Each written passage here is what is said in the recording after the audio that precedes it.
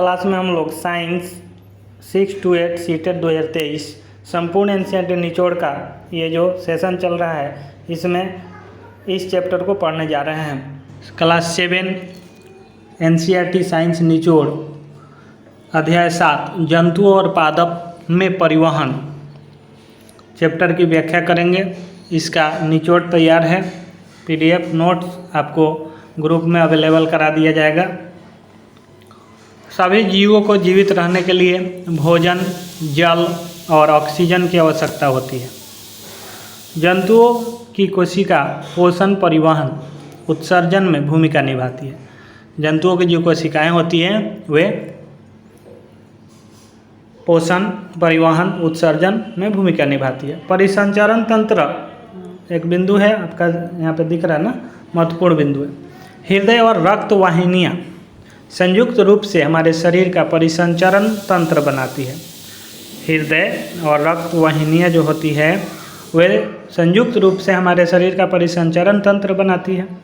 रक्त की बात की जाए तो रक्त तरल पदार्थ होता है जो रक्त वाहिकाओं में प्रवाहित होता है, जिसको हम लोग खून के नाम से खून कहते हैं ना, प्लाज्मा। रक्त एक तरल से बना होता है जिसे प्लाज्मा कहते हैं। रक्त जिन तरल पदार्थों से बना हुआ है वही प्लाज्मा है। हीमोग्लोबिन लाल रक्त की कोशिका होती है जिसमें एक लाल वर्णक होता है जिसे हीमोग्लोबिन कहते हैं। लाल रक्त की कोशिका जो होती है जिनमें एक लाल वर्णक पाया जाता है, लाल वर्णक पाया जाता है जिसे हम लोग हीमोग्लोबिन कहते हैं। हीमोग्लोबिन के कारण ही रक्त का रंग लाल होता है। हीमोग्लोबिन के कारण ही रक्त का रंग क्या होता है? लाल। हीमोग्लोबिन नहीं हो तो रक्त का रंग लाल नहीं दिखेगा। श्वेत रक्त कोशिकाएं की बात की जाए तो ये कोशिकाएं उन रोगाणुओं को नष्ट करती है जो हमारे शरीर में प्रवेश कर रहे हो, यानी कि कर जाते हैं। ये है श्वेत रक्त कोशिकाएं। ये भी हमारे ब्लड की है कोशिकाएं हैं, ब्लड में पाई जाती है। प्लेटलेट्स जो होता है ना, हमारे रक्त को थक्का बनाने में अहम भूमिका निभाता है। यदि जिस व्यक्ति के शरीर में प्लेटलेट्स ना हो, उसका अगर कहीं पे कट जाए तो ब्लड जो होगा थक्का नहीं बनेगा, यानी कि खून कट जाए तो गिरेगा, निकलेगा शरीर से तो वो जल्दी रुकेगा नहीं। अन्य प्रकार की कोशिकाओं की उपस्थिति के कारण होता है। प्लेटलेट्स के कारण ही रक्त का थक्का बनता है। रक्त वाहिनियाँ की बात की जाए तो जो रक्त को शरीर में एक स्थान से दूसरे स्थान ले जाती हैं, रक्त वाहिनियाँ होती हैं। रक्त इस ऑक्सीजन का परिवहन शरीर के अन्य भागों में, ऑक्सीजन जो हम लोग लेते हैं सांस के रूप में, उसका भी परिवहन शरीर के विभिन्न भागों में रक्त वाहिनियों के द्वारा होता है। रक्त वाहिनियाँ भी दो प्रकार की होती है, एक धमनी और दूसरा शिरा। धमनियाँ यानी कि धमनी हृदय से ऑक्सीजन समृद्ध रक्त को, हृदय से ऑक्सीजन युक्त रक्त को शरीर के सभी भागों में ले जाती है, वे धमनियाँ होती हैं। शिराएँ क्या हैं? तो वे रक्त वाहिनियाँ जो कार्बन डाइऑक्साइड CO2 से समृद्ध रक्त को शरीर के सभी भागों से वापस हृदय में ले जाती है। नाड़ी स्पंद हृदय की धड़कन के कारण धमनियों में होने वाली हलचल को नाड़ी या नब्ज कहते हैं। स्पंदन दर प्रति मिनट स्पंदों की संख्या स्पंदन दर कहलाती है। एक स्वस्थ व्यक्ति की स्पंदन दर सामान्यतः 72 से 80 यानी 72 से 80 स्पंदन प्रति मिनट होती है। यानी एक मिनट में एक स्वस्थ व्यक्ति की धड़कन जो होती है कितने बार धड़केगी? तो 72 से 80। ये सब जनरली जानते हैं हम लोग। हृदय की बात की जाए तो जो रक्त द्वारा पदार्थों के परिवहन के लिए पंप के रूप में कार्य करता है, यह निरंतर धड़कता रहता है। हृदय 4 कक्षों में बटा होता है। ऊपरी दो कक्ष अलिंद कहलाते हैं और निचले दो कक्ष निलय कहलाते हैं। अलिंद और निलय याद रखिएगा। ऊपरी दो कक्ष जो हृदय के होते हैं, दो भाग, वो अलिंद और नीचे वाले को हम लोग कक्ष निलय कहते हैं। नीचे वाले दो कक्ष जो होते हैं वो निलय कहलाते हैं, ऊपर वाले अलिंद कहलाते हैं। अलिंद और निलय याद रखिए। अलिंद यानी ऊपर, निलय यानी नीचे का दो भाग।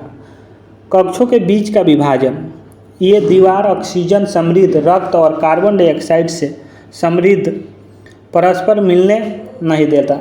यानी कि ये जो दीवार होता है ना, कक्षों के बीच का विभाजन दीवार के रूप में होता है। ऑक्सीजन समृद्ध रक्त और CO2 यानी कि O2 से समृद्ध रक्त और CO2 से समृद्ध रक्त को आपस में मिलने नहीं देता है, यानी कि वो उसको अलग अलग रखने का कार्य करता है।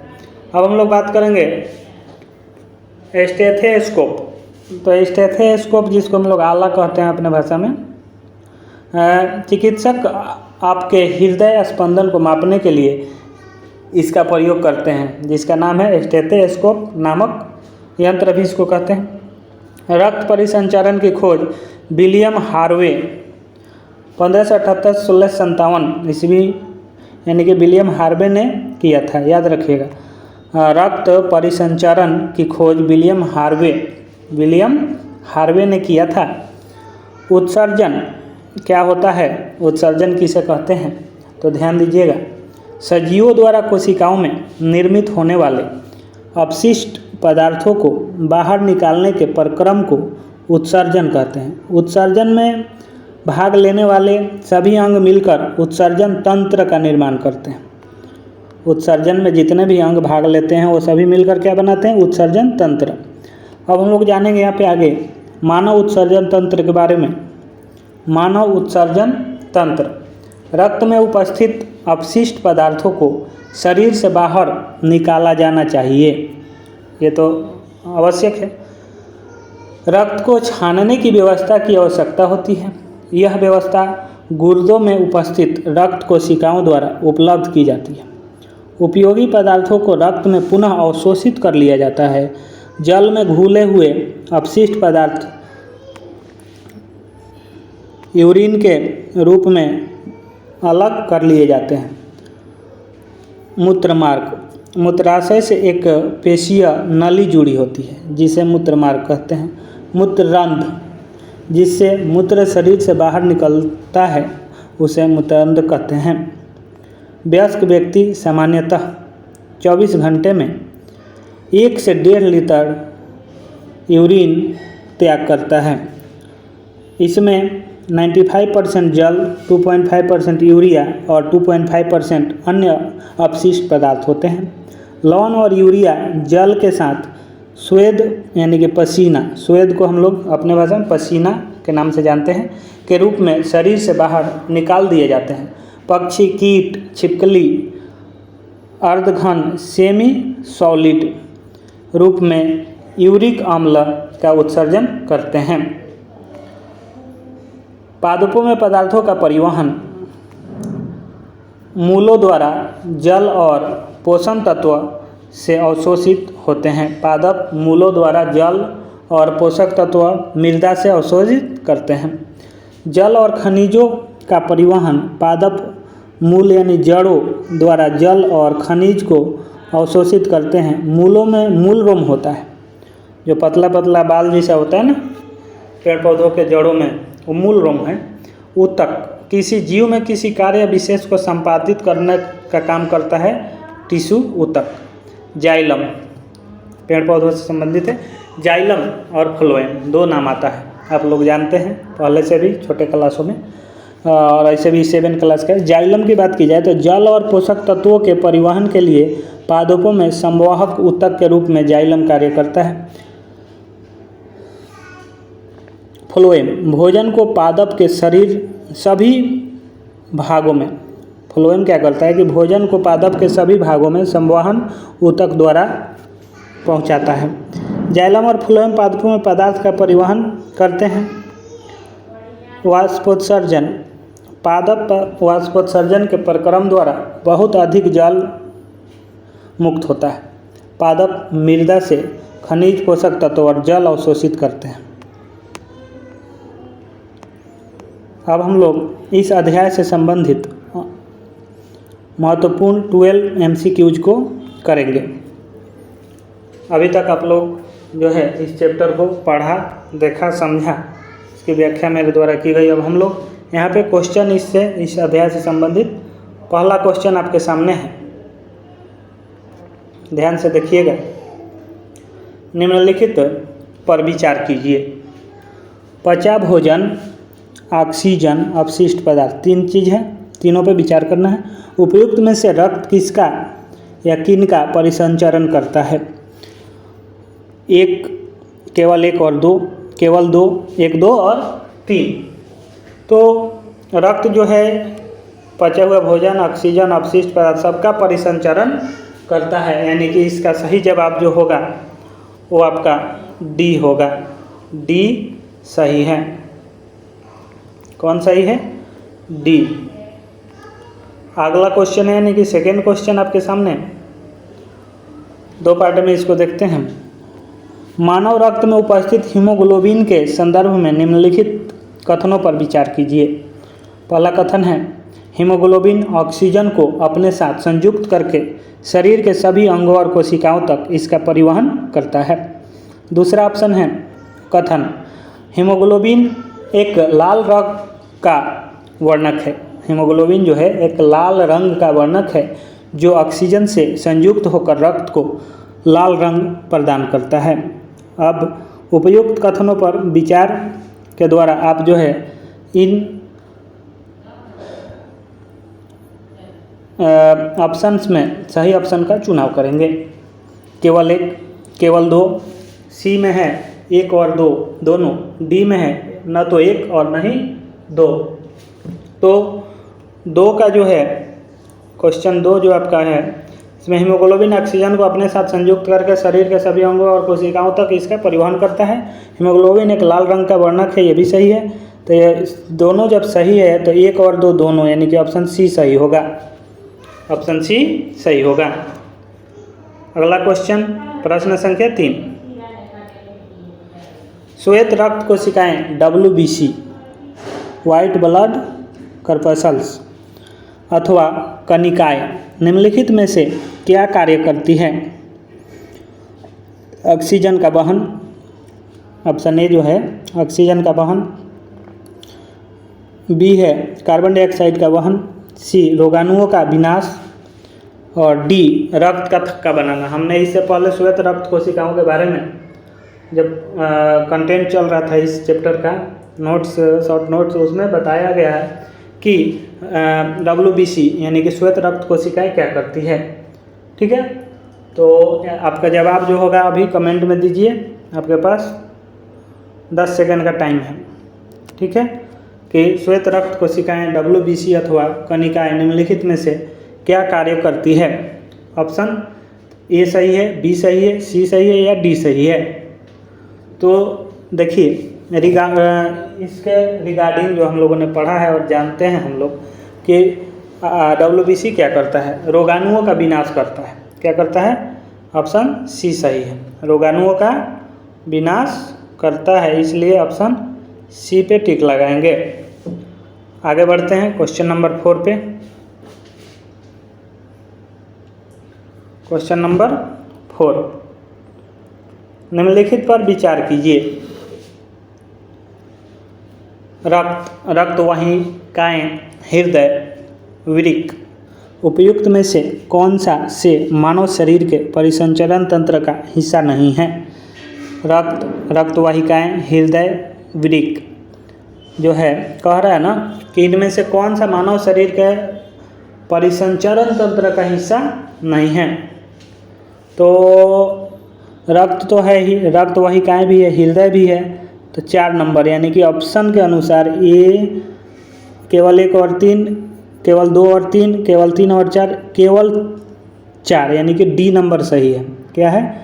डी नंबर ऑप्शन आपका सही है। आगे बढ़िए, क्वेश्चन नंबर 5। चिकित्सक हृदय स्पंदन को मापने के लिए निम्नलिखित में से किस यंत्र का उपयोग करते हैं? Stethoscope, pacemaker, electrocardiograph, ECG, electroencephalogram फैलोग्राफ EEG। तो यहाँ पे सही जवाब जो होगा आप डायरेक्ट दे सकते हैं। क्वेश्चन नंबर 5 का सही जवाब पहला ऑप्शन ए, स्टेथोस्कोप या स्टेथोस्कोप। इसको हम लोग अपने भाषा में जानते ही हैं, आला। अब बात करते हैं क्वेश्चन नंबर 6। निम्नलिखित पर विचार कीजिए। मछली, हाइड्रा, स्पंज उपयुक्त में से किसमें या किन में कोई परिसंचरण तंत्र नहीं पाया जाता है? निम्नलिखित पर विचार कीजिए। मछली, हाइड्रा, स्पंज में इनमें से किन में परिसंचरण तंत्र नहीं पाया जाता है? तो यहाँ दिख रहा है मछली में पाया जाएगा, हाइड्रा में पाया जाता है, स्पंज में नहीं पाया जाता है। तो स्पंज में नहीं पाया जाता है तो कौन सा ऑप्शन सही होगा? उपयुक्त में से कौन सा ऑप्शन सही है? ओ हाँ, मछली में पाया जाता है। हाइड्रा भी तो पौधा ही है, स्पंज भी, दोनों। यानी कि आप ऑप्शन देखिए, केवल एक और 2, ये भी गलत है। केवल 2 और 3, यानी कि सी सही है। सी नंबर इसका ऑप्शन सही है। ये दोनों में जो है परिसंचरण तंत्र नहीं पाया जाएगा, हाइड्रा में और स्पंज में। तो ऑप्शन सी सही है, 7 नंबर।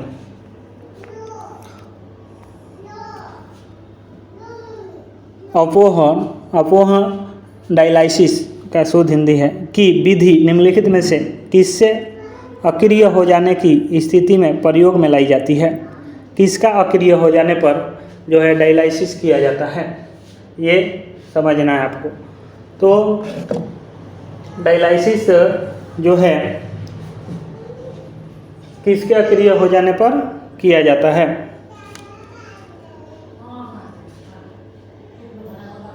हृदय, वृक्क, यकृत, फेफड़ा। तो आपको जो है इस प्रश्न का बहुत सिंपल है, जवाब कमेंट में देना है। इसका जवाब मैं नहीं बता रहा हूँ, आप कमेंट करके बताइए।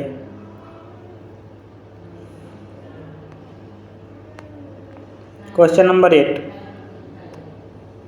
कुछ जंतुओं के शरीर से अपशिष्ट रसायनों के निष्कासन के संदर्भ में निम्नलिखित कथनों पर विचार कीजिए।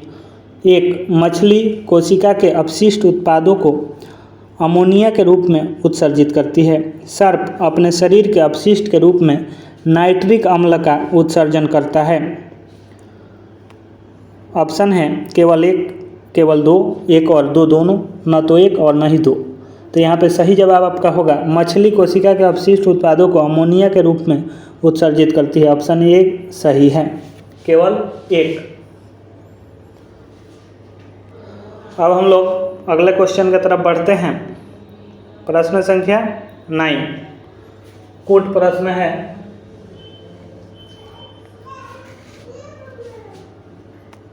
सूची 1 को सूची 2 से मिलाना है आपको, और नीचे दिए गए कूट को सहायता से सही उत्तर का चयन करना है। तो इसको हम लोग मिलाते हैं।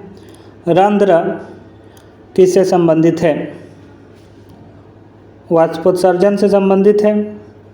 जाइलम किससे संबंधित है? जाइलम जल का अवशोषण करता है कि परिवहन करता है? ठीक है, ये सोचिए। फ्लोएम भोजन का परिवहन करता है। मूल रोम क्या करता है? तो मूल रोम, ये सबको ध्यान से देखिए, फिर ऑप्शन मिलाते हैं हम लोग यहाँ से। ए का कौन होगा? तो रंध्र जो है वाष्पोत्सर्जन का काम करता है, यानी कि A3 किस में मिला हुआ है? तो A3 C में मिला हुआ है। जाइलम कौन काम करता है? तो सामने सामने है, जल का परिवहन। तो B को हम लोग मिलाते हैं 2 से। B को 2 से मिला दीजिए। फ्लोएम क्या काम करता है? फ्लोएम भोजन का परिवहन करता है, जो पेड़ पौधों में बनता है ना, उसको पूरे शरीर में पहुंचाता है फ्लोएम। तो ये मिल गया।